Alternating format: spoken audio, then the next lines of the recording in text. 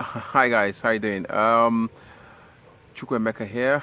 On my 6 weeks holidays, enjoy myself, relaxing.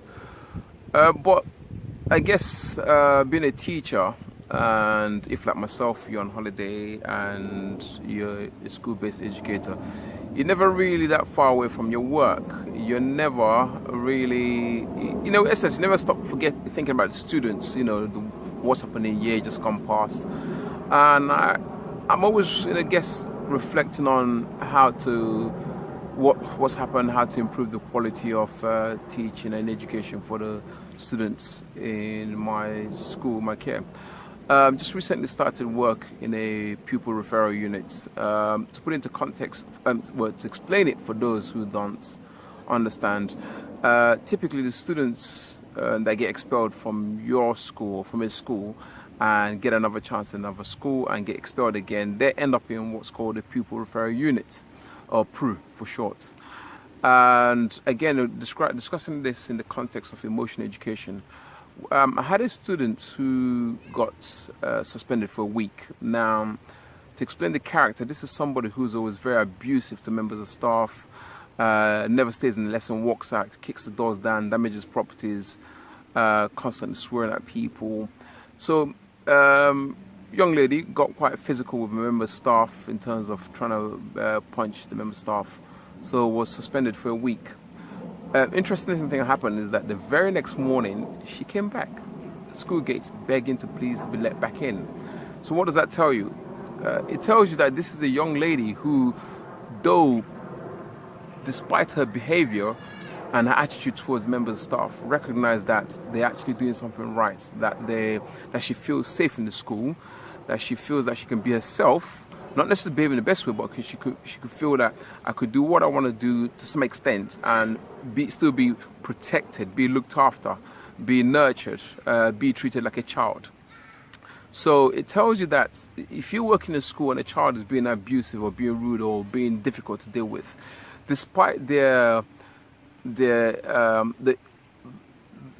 difficult character, the challenging behavior they're projecting out internally, one has to sort of realize that that they do feel safe in that environment. Actually, do recognize the effort you put in for them, and that again, that thing always says that there's a difference between the child and the behavior, and it's important as educators, as teachers, as teaching assistants, that we recognize this and try and figure out how to work with the young people. I appreciate in a normal school it's very difficult. There's 30 or so other children there, and you got to try and make time for all of them, and you can't really throw your energy in that one child or two, shall we say.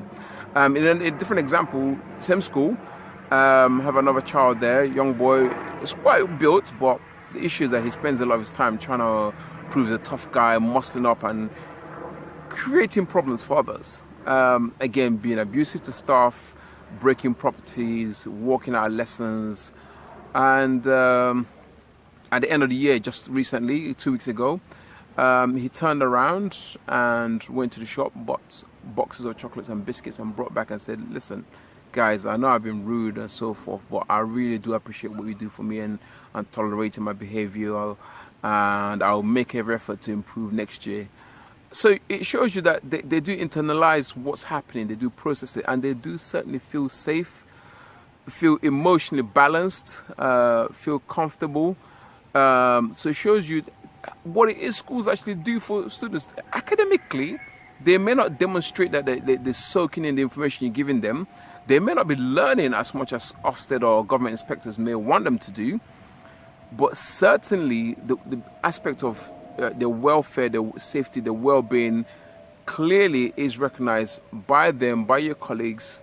And if you can persevere and get over that hurdle and figure out what it is that works for these children, that makes them feel safe, feel comfortable, feel at one with you, then the second part, the academic part, will kick in. One of the strategies I use for myself, which I actually, interesting enough, read about, but from an American teacher, is to look at what it is, find out what it is a child likes, and then write letters to these students and tell them, look, this is what's happening. And it's like you treat them like an adult. You're actually writing a letter to them, which is, for, you think about it, for this generation is actually quite rare. But again, that's what works for me. For you, you got to figure out what works for you.